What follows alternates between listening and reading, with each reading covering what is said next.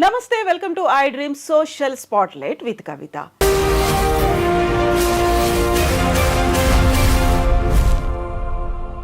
(2047) కల్లా భారతదేశంలో అగ్రికల్చర్ రైతుల తలసరి ఆదాయాన్ని 6 రెట్లు పెంచాలి అనే ఒక లక్ష్యంతో కేంద్ర ప్రభుత్వం ముందుకెళ్తోంది. అందులో ప్రధానమైనటువంటి భూమిక పోషించబోతోంది ఆర్టిఫిషియల్ ఇంటెలిజెన్స్. అగ్రికల్చర్కి ఆర్టిఫిషియల్ ఇంటెలిజెన్స్కి మధ్య ఉన్నటువంటి లింక్ ఏంటి, ఎలా అనుసంధానం చేస్తారు, రైతుల్ని అందులో ఎలా ఇన్వాల్వ్ చేస్తారు, రైతే రాజుగా ఎలా మారబోతున్నారు. మనతో పాటుగా ఉన్నారు young scientist award winner Venky Naidu గారు. హలో అండి వెంకీ, నమస్తే. So congratulations, young scientist award winner. అందులోనూ కూడా మీరు అగ్రికల్చర్ ఆర్టిఫిషియల్ ఇంటెలిజెన్స్ మీద ఫోకస్ చేశారు. సో ఇప్పుడు భారతదేశం అగ్రికల్చర్ అంటే అందులోనూ ఆర్టిఫిషియల్ ఇంటెలిజెన్స్ రెండింటిని ఎలా అనుసంధానం చేస్తోంది? సో ఇప్పుడు మనం మోస్ట్గా ఎక్కువ సార్లు వినే వర్డ్ మీరు అన్నట్టు ఆర్టిఫిషియల్ ఇంటెలిజెన్స్. అలానే ఎక్కువగా ట్రెండింగ్లో ఉన్న వర్డ్ ప్రతి సిచ్యువేషన్లో కూడా రైతులు. సో ఈ అగ్రికల్చర్కి ఈ ఆర్టిఫిషియల్ ఇంటెలిజెన్స్కి లింక్ ఎలా ఫామ్ చేస్తున్నారంటే టెక్నాలజీ ఇంటూ ద ఫార్మింగ్. అంటే టెక్నాలజీని యూజ్ చేసి మన దగ్గర ప్రజెంట్ ఉన్న పెస్టిసైడ్స్ రెడ్యూస్ చేయడం, ఉన్న తక్కువ భూమిలోనే పంట పెంచడం ఎలా అనేది మనకు చేస్తున్నాం. దాన్ని ఎలా తీసుకుంటారు ఎగ్జాంపుల్గా అంటే, సో అడ్వాన్స్డ్ కంట్రీస్లో మనం చూసుకుంటే చైనా ఫస్ట్ ఉంది ప్రొడక్షన్లో. సో అంటే దాని తర్వాతనే మన 4th ప్లేస్లో ఉన్నాం ఇండియా. 1000 మెట్రిక్ టన్నులకు పైగా ఉంది కదా. సో అంటే దాన్ని మనం పెంచాలి ఇండియాలో కూడా అంటే వాళ్ళ ఫార్మింగ్ సిస్టంలో vertical farming. So vertical farming అనేది ఎక్కువ వాడుతున్నారు. అంటే తక్కువ దాంట్లో ఎక్కువ పంట పండించడం ఎలా, వర్టికల్ ఫార్మింగ్. అలానే వాటర్ యూటిలైజ్ తక్కువ చేసి పండిస్తున్నారు.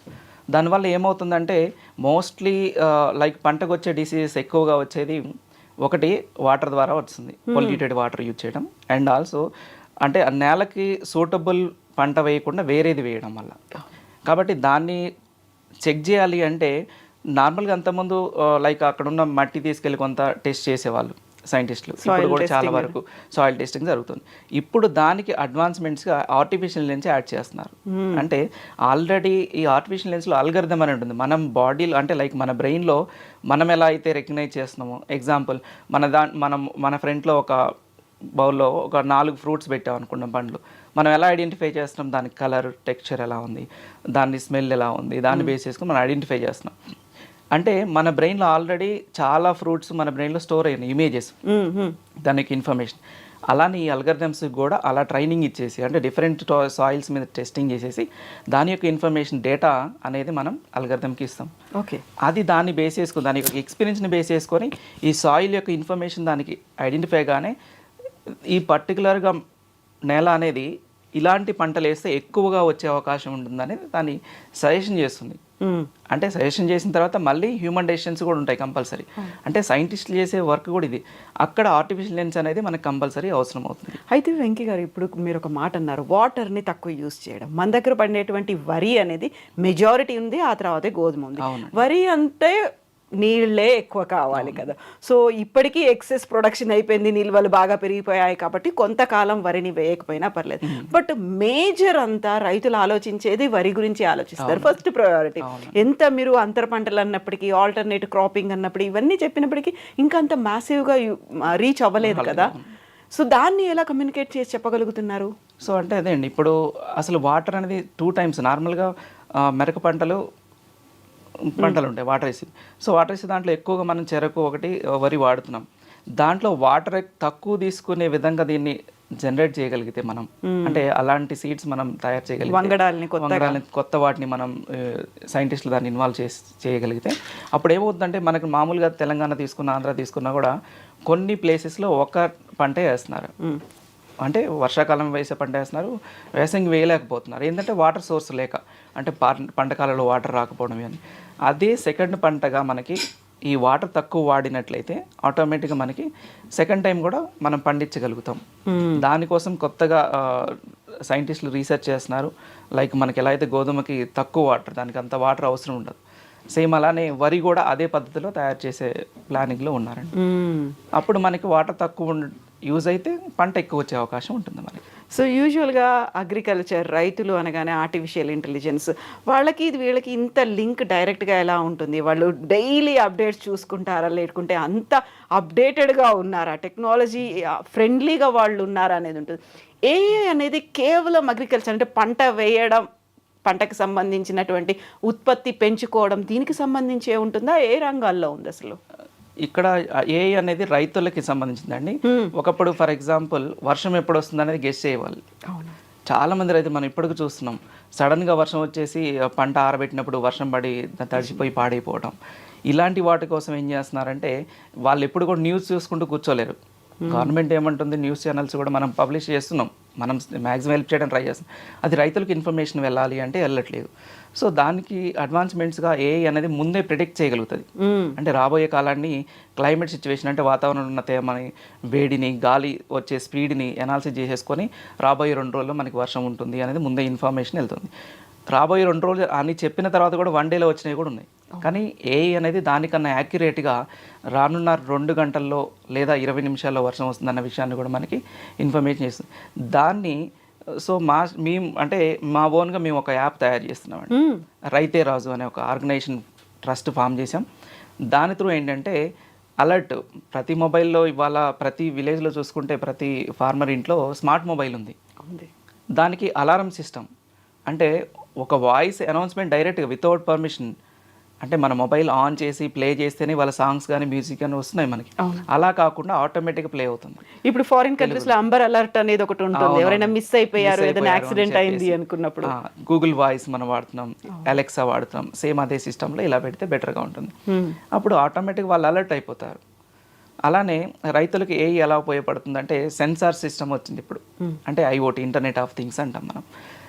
ఫార్మర్ నార్మల్గా ఇంతకుముందు కరెంటు ఉన్నంత టైపు మనం అక్కడ మోటార్ వేసుకొని పొలానికి పెట్టుకొని వెళ్ళాలి. ఆ వరి పొలం నిండిపోయి సఫిషియెంట్ వాటర్ వచ్చినా లేదని చూడలేరు, అక్కడ ఉండాలి, టైం వేస్ట్ అవుతుంది. దానికి ఏంటంటే ఆటోమేటిక్ కంట్రోల్ సిస్టమ్ అనేది పెట్టాం. అంటే ఇక్కడ పొలంలో ఒక సెన్సార్ పెట్టి ఉంటుంది, దాన్ని ఫిల్ అయిపోగానే ఆటోమేటిక్గా అది మోటార్ ఆఫ్ అయిపోతుంది. దానితోనే కాకుండా ఇంకా అడ్వాన్స్మెంట్స్ టెక్నాలజీ ఏమొచ్చిందంటే ఇప్పుడు ఫార్మర్ పొలం దగ్గర ఒక కెమెరా ఫిక్స్ చేశారనుకోండి, సీసీ కెమెరా లాంటి ఉంటుంది. అది ఫిక్స్ చేసి అది క్యాప్చర్ చేసేసి ఆ పంట కోతకు వచ్చిందా లేదా, అందరు రైతులకి టైంకి కోతకు వచ్చిందా అని తెలుసుకోవాలంటే టైం పడుతుంది. అది ఏ టైంలో కొయ్యాలి, ఒక రోజు 2 రోజులు లేట్ చేస్తే ఒక ప్రాబ్లం అవుతుంది, ముందుకు వస్తే ఒక ప్రాబ్లం అవుతుంది, చీడపీడలు ఉంటాయి, పక్షుల బెడద ఉంటుంది, సో అన్నీ ఉంటాయి. వీటికి ఏంటంటే ఈ టెక్నాలజీని యాడ్ చేస్తే ఆటోమేటిక్గా అది క్యాప్చర్ చేసి దానికి వచ్చిన డిసీజ్ కూడా ఐడెంటిఫై చేస్తుందండి. ఓకే, అంటే ఆ డిసీజ్ ఐడెంటిఫై చేయటమే కాకుండా దానికి ఎట్లాంటి పెస్టిసైడ్స్ మనం యూజ్ చేయాలి. ఫర్ ఎగ్జాంపుల్ మన బాడీలో మనకి ఏమైనా స్కిన్ ఎలర్జీ ఇక్కడ వచ్చింది అనుకుందాం, మనం స్కిన్ ఎలర్జీకి సంబంధించిన ఆయింట్మెంట్ డాక్టర్ ప్రిస్క్రిప్షన్ ఇచ్చిందో దాన్ని ఇక్కడ వరకే రాస్తాం, బాడీ అంతా రాసుకోం మనం. ఎందుకు అంటే దానికి ఇక్కడ వరకే చేయాలి. కానీ ఇక్కడ ఫార్మింగ్లో ఏం జరుగుతుందంటే పంటకి ఒక ఏరియాలో, ఒక ఎకరంలో తీసుకుంటే ఒక కుంట మందం మనకి డిసీజ్ వస్తే ఏరియా మొత్తం కొట్టాల్సి వస్తుంది. అంటే పెస్టిసైడ్ యూటిలైజేషన్ ఎక్కువ అయిపోతుంది. అంటే అక్కడ రైతులకి ఇన్వెస్ట్మెంట్ పెరిగిపోతుంది, తెలియక అంతా కొట్టాల్సి వస్తుంది. దీని కాన్సెప్ట్లో ఎక్కడి వరకు అయితే మనకి డిసీజ్ వస్తుందో దానికి ఒక ఎక్స్ట్రా కొంత ఏరియా వరకు మనం స్ప్రే చేసుకోవచ్చు. దానికి డ్రోన్ టెక్నాలజీ వస్తుంది కొత్తగా, అది ముందే క్యాప్చర్ చేసి మనకు సజెస్ట్ చేస్తుంది ఈ ఏరియాలో ఎక్కువగా ఉంది, ఆ ఏరియాలో ఎక్కువ మోతాదులో మనం కొట్టిస్తాం, లేని ప్లేస్లో లైట్గా తగ్గించేసి కొట్టిస్తారు. దానివల్ల ఏమవుతుందంటే పెస్టిసైడ్స్ అంటే మనకు వచ్చే ప్రొడక్షన్లో కెమికలైజేషన్ తగ్గిపోతుంది చాలా వరకు. మనం ఇప్పుడు ఫుడ్ తినేది మోస్ట్లీ మనకి లైక్ ఆర్గానిక్ కాదు మనం. ఎగ్జాక్ట్లీ, అందులోనూ ఆర్గానిక్ అంటే కూడా ఎంత బిలీవ్ చేయాలి అనేది కూడా డౌట్ వస్తుంది. అంటే మనం చెప్తే నమ్మి తింటున్నాం అంతే.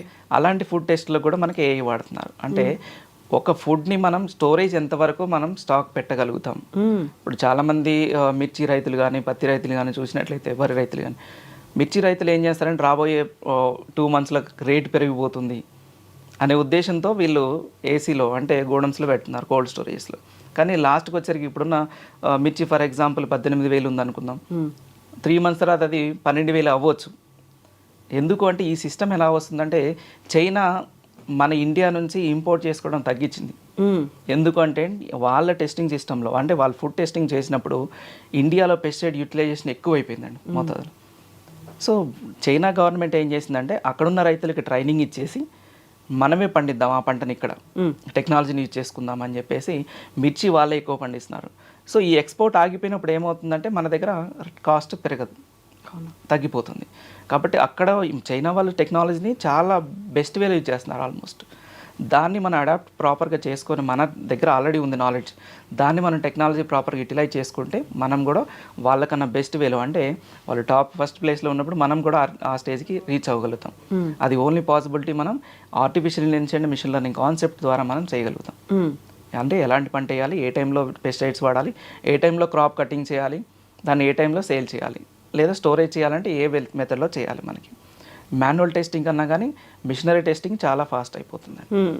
సో ఇప్పుడు ఒకప్పుడు మాన్యువల్గా మనం పెస్టిసైడ్ స్ప్రే చేసేవాళ్ళం, ఇప్పుడు డ్రోన్ టెక్నాలజీ వచ్చింది.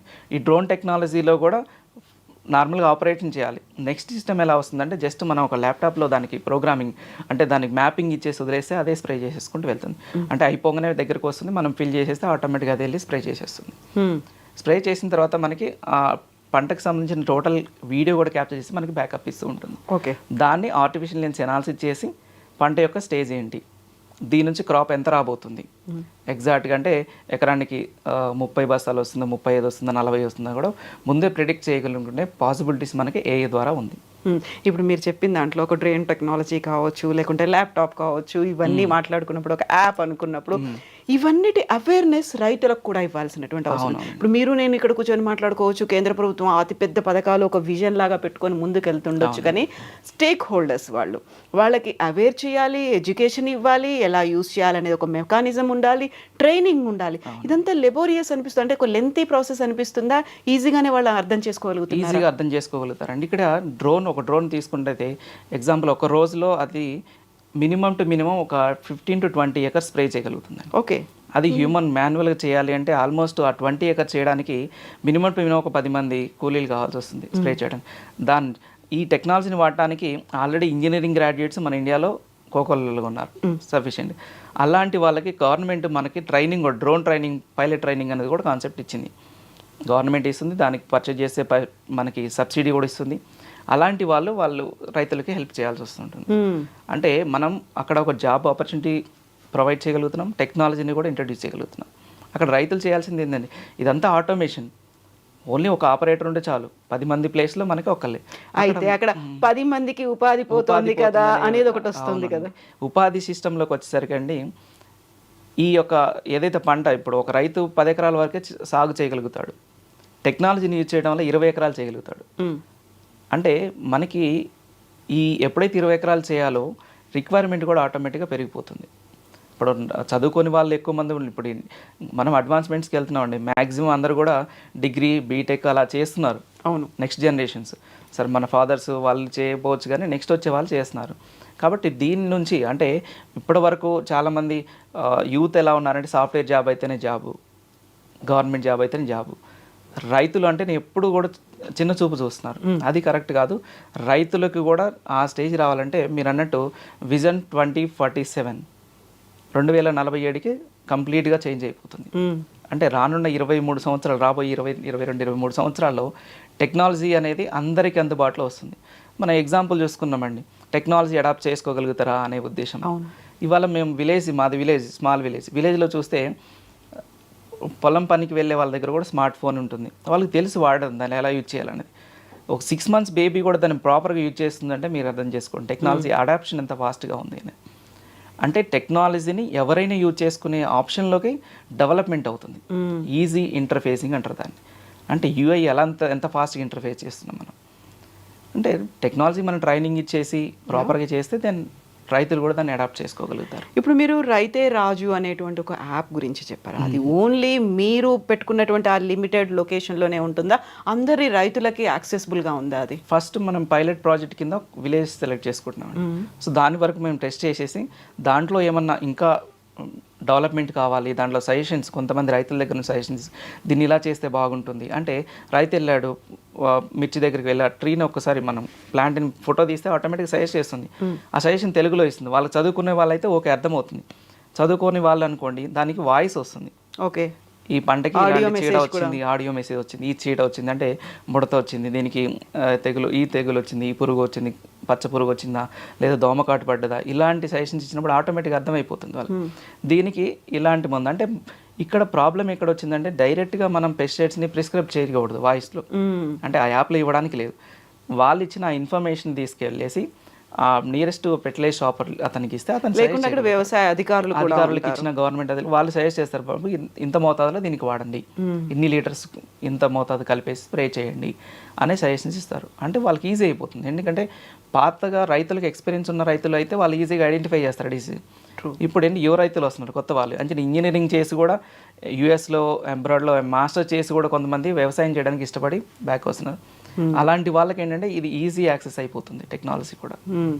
సో వాళ్ళందరికీ అందుబాటులోకి, ఇప్పుడు అందరికీ అందుబాటులోకి రావడానికి అది పబ్లిక్ చేద్దామనండి. మాది కమర్షియల్ కాదండి. ఎంత టైం? సో మాకు ఇంకొక 2 years పడుతుందండి యావరేజ్గా. ఎందుకంటే దాని డెవలప్మెంట్ ఆ రేంజ్లో చేస్తున్నాం.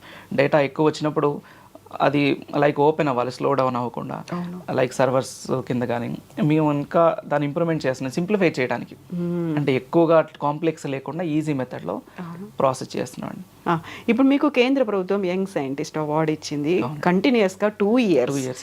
సో మీరు చేసింది ఏంటి? ఏ రీసెర్చ్ చేశారు దేంట్లో? నా పిహెచ్డి నేచురల్ నాది under graduation BTech electronics, MTech robotics చేశాను. తర్వాత నేను ఫార్మర్ ఫ్యామిలీ నుంచి వచ్చాను, చిన్న ఫ్యామిలీ. సో మా జాయింట్ ఫ్యామిలీ, మా నాన్నగారు కంప్లీట్గా మా తరతరాలు కూడా మొత్తం వ్యవసాయం మీద. నేను ఒక్కడిని మాత్రం ఎడ్యుకేషన్గా పరంగా బయటకు వచ్చాను. మా విలేజ్ మొత్తంలో కూడా first educated, first PhD complete చేశాను. సో దాంట్లో నా రీసెర్చ్ ఎందుకు మనం అందరూ కూడా లేటెస్ట్ టెక్నాలజీ మీద చేసుకుంటూ వెళ్తున్నారు, టెక్నాలజీని మనం ఫార్మింగ్ మీద ఎందుకు చేయకూడదనే ఉద్దేశంతో సో నేను చేసింది ఏంటంటే ఆర్టిఫిషియల్ ఇంటెలిజెన్స్ IoT అనే టెక్నాలజీని ఈ పెస్టిసైడ్ అంటే లైక్ డిసీజ్ డిటెక్షన్ మీద కాన్సన్ట్రేట్ చేశాను. అంటే లీఫ్ని మనం క్యాప్చర్ చేస్తే దానికి ఎలాంటి డిసీజ్ ఉంది, దానికి ఎలాంటి పెస్టిసైడ్స్ మనం ప్రిస్క్రైబ్ చేయొచ్చు, ఎంత మోతాదులో మనం కొట్టవచ్చు అనే దాని మీద రీసెర్చ్ చేశారండి. సో దానికి గాను మనకు గవర్నమెంట్ దానికి యంగ్ సైంటిస్ట్ అవార్డుని అలాట్ చేసింది. సో 2 years దాంట్లో అడ్వాన్స్మెంట్స్. ఫస్ట్ నేను ఓన్లీ AML వాడాను. తర్వాత దానికి IoT టెక్నాలజీ అంటే డ్రోనే క్యాప్చర్ చేసే విధంగా. అంటే ఫార్మర్ ప్రతి దగ్గరికి వెళ్ళి చేను మొత్తం చూడాల్సిన అవసరం, 10 ఎకరాలు ఉందనుకోండి, ఎన్ని టైమ్స్ క్యాప్చర్ చేస్తాడు? దాని బదులు డ్రోన్ తిరుగుతూ పర్టికులర్ ప్లేస్లో శాంపిల్స్ కలెక్ట్ చేసుకుంటుంది. శాంపిల్స్ కలెక్ట్ చేసుకుని దాన్ని బేస్ చేసుకొని పర్టికులర్ ఏరియాలో అదే మ్యాపింగ్ ఇచ్చేస్తుంది. ఈ మ్యాపింగ్ ఏరియాలో ఇంత ఏరియాలో దీనికి ఎక్కువగా స్ప్రెడ్ అయి ఉంది, దీనికి అగ్గి తెగులు వచ్చింది, దీనికి ఇక్కడ వరకు స్ప్రే చేస్తే సరిపోతుంది అనే ఇన్ఫర్మేషన్ మనకి ఇస్తుంది. సో దానికి మనం ఎప్పుడైతే పెస్టిసైడ్స్ దానికి స్ప్రే చేసేటప్పుడు మనం లిక్విడ్ ఫిల్ చేసి పంపిస్తామో అది ఆటోమేటిక్గా ఆ ఏరియాకి వెళ్తుంది, మనం ఆపరేట్ చేయాల్సిన అవసరం లేదు. ఎగ్జాక్ట్ జస్ట్ రన్ చేసేసి హైట్ అదే ఫిక్స్ చేసుకుంటుంది, అదే తీసుకెళ్ళి స్ప్రే చేసి మళ్ళీ బ్యాక్ వచ్చేస్తుంది. ఇప్పుడు మనకి ఈనామ్ అనేది ఒకటి కేంద్ర ప్రభుత్వమే పెట్టింది. దాంట్లో మనకి ఆ పోర్టల్లోకి వెళ్ళి మన దగ్గర ఎంత పంట ఉంది, ఎక్కడ అమ్ముకోవచ్చు, లేకుంటే ఈ ఏరియాలోనే అమ్ముకోవాలి, ఎంత ధర ఉంది, MSP ఎంత ఉంది, ఇలాంటివన్నీ ఉన్నాయి. అవునండి. అదే ఒక టెక్నాలజీని యూస్ చేసుకోగలుగుతున్నారు, మెల్లిమెల్లిగా అప్గ్రేడ్ అవుతున్నారు, అప్డేట్ చేసుకుంటున్నారు అనుకున్నప్పుడు దీనికి అడాప్ట్ చేసుకోవడానికి రైతులకు ఎంత టైం పడుతుంది? ఓవరాల్గా ఇప్పుడు ఉన్నటువంటి AI టెక్నాలజీ కావచ్చు, డ్రోన్ టెక్నాలజీ కావచ్చు, వీటన్నిటిని ఎంత సమయంలో టెక్నాలజీ అడాప్షన్ అనేది రాబోయే 2030 కల్లా అడాప్షన్ చాలా ఫాస్ట్ అయిపోతుంది. ఓకే, ఇయర్ ఆన్ ఇయర్ పెరిగిపోతుంది. ఒకప్పుడు మనం ఎగ్జాంపుల్గా వరి కటింగ్ మిషన్స్ మాత్రమే వాడేవాళ్ళం. వరి గడ్డి మళ్ళీ మాన్యువల్గా మనం తోలుకొని వాములు వేసుకోవాల్సి వచ్చింది. ఇప్పుడు ఏమైంది, దానికి మిషనరీ రోలర్స్ అదే యాడ్ చేసి రోల్ చేసేసి మనకి ఇచ్చేస్తుంది. అంటే చూడండి adoption every year, season to season మారిపోతుంది టెక్నాలజీ. నెక్స్ట్ జనరేషన్ రాకపోతే ఇప్పుడు మనకి పంట కటింగ్ చేసేటప్పుడు డైరెక్ట్ రైస్ వచ్చేస్తుంది. రీసెంట్గా మనం చెక్ చేసే టెక్నాలజీ న్యూస్లో అంటే జపాన్, జర్మనీ కూడా అడ్వాన్స్మెంట్స్కి వెళ్ళేసి క్రాప్ కటింగ్ చేసేటప్పుడు డైరెక్ట్గా సపరేట్ చేసింది, సెగ్రిగేట్, డైరెక్ట్ రైస్ వచ్చేస్తుంది. అంటే అలా అడాప్షన్ అనేది ఆటోమేటిక్గా పెరిగిపోతూనే ఉంటుందండి. రైతులు ఇప్పుడు హ్యూమన్ నాలెడ్జ్ కామన్, అందరికీ ఈక్వల్, అది బీటెక్ చేసిన అదే ఉంటుంది. కాకపోతే టెక్నికల్ నాలెడ్జ్ ఉండొచ్చు, చదువుకోవడం తెలుసు, కానీ వీళ్ళ బ్రెయిన్ ఫాస్ట్గా వర్క్ చేస్తుంది. ఎందుకంటే వాళ్ళకి ఫార్మింగ్ మీద ఉన్న నాలెడ్జ్ వేరు. సో దానికి ఏంటంటే వాళ్ళు అసోసియేట్ అయ్యి ఉంటారు, పర్యావరణంతో, వెదర్తో కనెక్ట్ అయి ఉంటారు. వాళ్ళ నాలెడ్జ్ ప్రకారం మనం ఇది ఒక్కసారి చెప్తే వాళ్ళు క్యాచ్ చేసేయగలుగుతారు. దీన్ని ఇలా ఇచ్చేయాలి, దీన్ని ఇలా చేయాలని చెప్తే సరిపోతుంది. అది టెక్నాలజీ అడాప్షన్ చాలా ఫాస్ట్ ఉందండి. 1950లో మనకి మోటార్ బావిలు ఉండేవి, అవి వేరు. దాని నుంచి మనం మోటార్స్ దగ్గరికి వచ్చాం. మోటార్స్ దగ్గర నుంచి ఇప్పుడు బోర్వెల్స్ అయిపోయినాయి, బోర్వెల్స్ నుంచి sprinkler system, so agriculture sprinkler systems వచ్చాయి. టెక్నాలజీ అడాప్షన్ అనేది ఫార్మర్స్ ఎంత తొందరగా అంటే ఇప్పుడు జనవరికి జూన్కి ఎంత డిఫరెన్స్, 6 months అనుకుంటున్నాం మనం. వాళ్ళు ఒక పంటకి తేడా వస్తుందండి, 4 monthsలో పంట తీస్తాం. ఆ టైంకి నెక్స్ట్ టెక్నాలజీ యూజ్ చేసుకుంటారు. దాన్ని గవర్నమెంట్ కూడా ప్రమోట్ చేస్తూనే ఉంటుంది, వెబ్సైట్స్ యూజ్ చేసుకోమని చెప్పేసి. అలానే నియరెస్ట్ అగ్రికల్చర్ సైంటిస్టులు ఉన్న వాళ్ళతో వెళ్ళి అప్రోచ్ అవ్వమంటుంది. దాని బదులు నేను అనుకునేది ఏంటంటే ప్రతి బీటెక్ స్టూడెంట్కి మోస్ట్ ఆఫ్ ఫ్యామిలీ బ్యాక్గ్రౌండ్ అనేది ఫార్మర్సే ఉంటారు 90%. ఈ అగ్రికల్చర్ టెక్నాలజీని గవర్నమెంట్ ఇంజనీరింగ్ కాలేజ్లో ఒక సబ్జెక్ట్ లాగా పెట్టేసి వాళ్ళకి ట్రైనింగ్ ఇస్తే భవిష్యత్తులో వాళ్ళు సాఫ్ట్వేర్ జాబ్ సైడ్ వెళ్ళాలనుకుంటే వెళ్తారు, లేదు అంటే అగ్రికల్చర్ వాళ్ళు ఫార్మింగ్ చేసుకోవాలని చేసుకోగలుగుతారు. 2 ఆప్షన్స్ మనం ఇవ్వగలుగుతాం. అప్పుడు టెక్నాలజీని అడాప్ట్ చేసుకోవడం కన్నా స్ప్రెడ్ చేయడం చాలా ఫాస్ట్గా అయిపోతుందండి. ఎగ్జాక్ట్లీ. టెక్నాలజీ ఒక సబ్జెక్ట్ మనం మొత్తం కూడా బీటెక్ మొత్తం మన ఇట్లా ఒక సబ్జెక్ట్ ఇంట్రొడ్యూస్ చేయమంటున్నాం.